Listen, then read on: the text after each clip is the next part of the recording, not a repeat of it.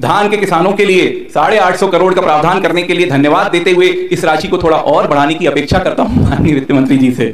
18 नई नीतियों के साथ उद्योग को आगे बढ़ाने के लिए हम सब आगे बढ़ रहे हैं और इस समय में हमारी सीते कसा नहलेसरा जमुनिया परियोजना को भी इसका लाभ मिलेगा।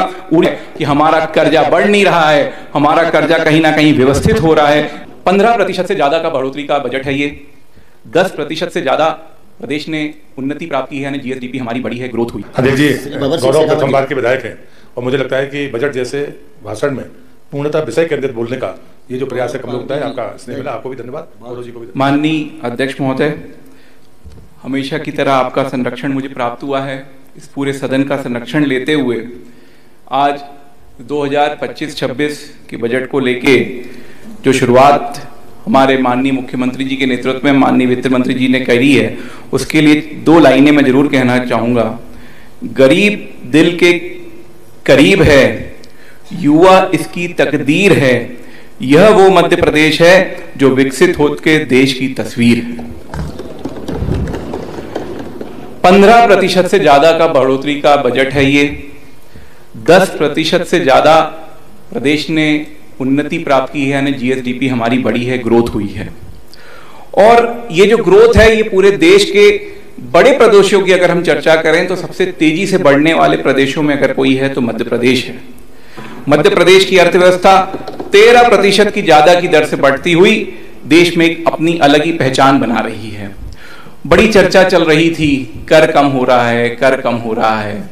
मैं तो कहना चाहूंगा कर से भिन्न राजस्व हमारा बढ़ रहा है। इसके लिए बधाई के पात्र हैं हमारे माननीय वित्त मंत्री जी और सभी विभाग के अध्यक्ष जो कर से भिन्न राजस्व को बढ़ा रहे हैं। हम भी चाहेंगे कि हमारे प्रदेश में कर कम रहे और कर से भिन्न राजस्व हमारा बढ़ता रहे। इसके लिए आप सब जो हैं पूरे बधाई के पात्र हैं। अच्छे वित्तीय प्रबंधन से सजा ये बजट है और इसका ये सूचक है कि हमने जो ऋण लेने का सोचा था हमने उससे कम ऋण लिया है। ये इस बात का सूचक है कि कहीं ना कहीं हमारा वित्तीय प्रबंधन हमारा अच्छा रहा, इसलिए हमने बजट में जितना ऋण लेने का सोचा था उससे कम ऋण लेते हुए ये बजट, ये प्रदेश आगे बढ़ा। पूरा ये जो हमारा फाइनेंशियल ईयर जो खत्म हो रहा है इसमें ऋण कम रहा। इसके लिए पुनः मैं पूरी यहाँ की वित्तीय टीम और सभी विभाग अध्यक्षों को पुनः मैं अपनी तरफ से बधाई देता हूँ और आपके कुशल नेतृत्व को, हमारे माननीय वित्त मंत्री जी के कुशल नेतृत्व को मैं धन्यवाद देता हूँ और आपका आभार करता हूँ।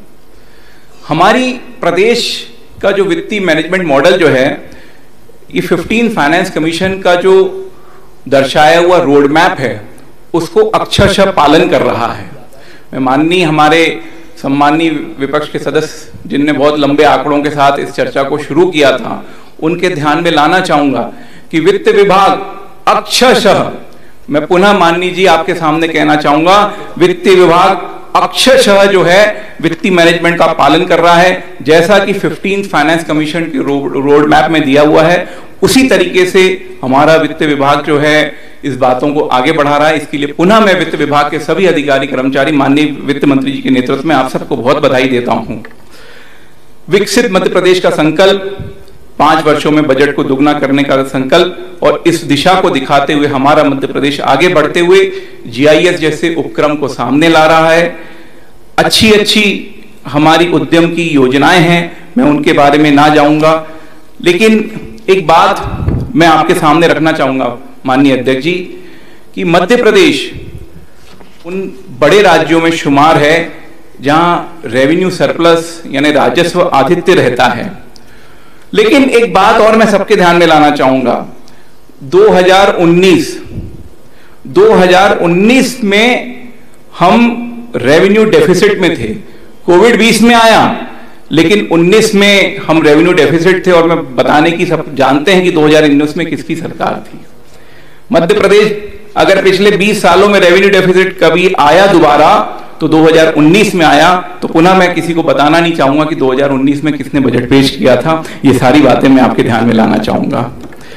उन 18 नई नीतियों के साथ उद्योग को आगे बढ़ाने के लिए हम सब आगे बढ़ रहे हैं और मैं इसके लिए माननीय मुख्यमंत्री जी के जिला विकास सलाहकार समिति की घोषणा की गई है, उसके लिए भी उनको मैं धन्यवाद करता हूं, उनका आभार करता हूं। माननीय अध्यक्ष जी,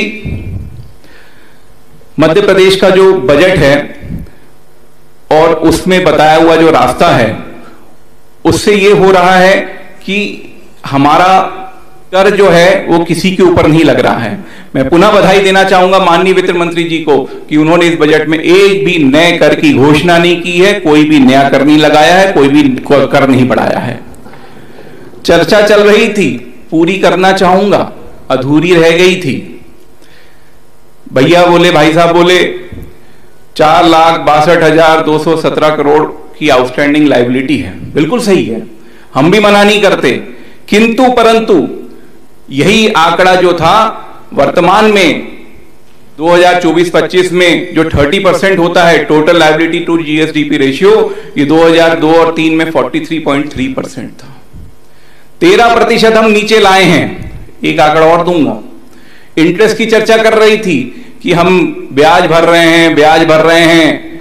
माननीय महोदय, interest payment to total revenue receipt, जो कि एक अच्छा आंकड़ा है समझने के लिए, 2002-3 में 18.6% था, 2023-24 में 10.35% था और 2024-25 में 10.25% है। यानी कहीं ना कहीं हम जो है वित्तीय स्थिति में मजबूत होते जा रहे हैं। Interest payment to total revenue receipt बता रहा है कि हमारा कर्जा बढ़ नहीं रहा है, हमारा कर्जा कहीं ना कहीं व्यवस्थित हो रहा है। इसके लिए मैं पुनः हमारे वित्त मंत्री जी और हमारे मुख्यमंत्री जी को दिल से आभार करता हूं, धन्यवाद करता हूं।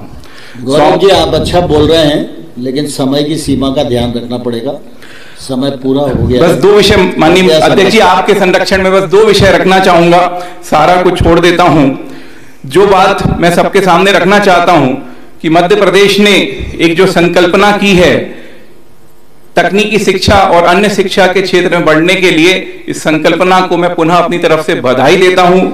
परंपरागत खेलों के प्रोत्साहन की जो संकल्पना है उसको देता हूं। साथ ही साथ मुख्यमंत्री कृषक उन्नति योजना, जिससे फसल विविधीकरण को आगे बढ़ाया जाएगा, उसके लिए बधाई देते हुए धान के किसानों के लिए 850 करोड़ का प्रावधान करने के लिए धन्यवाद देते हुए इस राशि को थोड़ा और बढ़ाने की अपेक्षा करता हूं माननीय वित्त मंत्री जी से।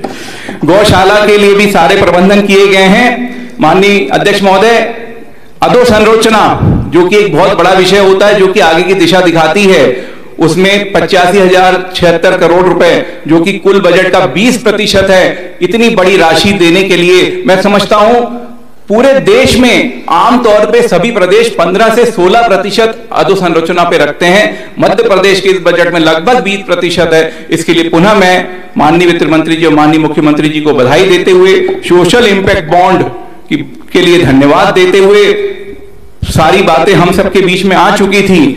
2 बातों के साथ मैं अपनी बातों को खत्म करूंगा।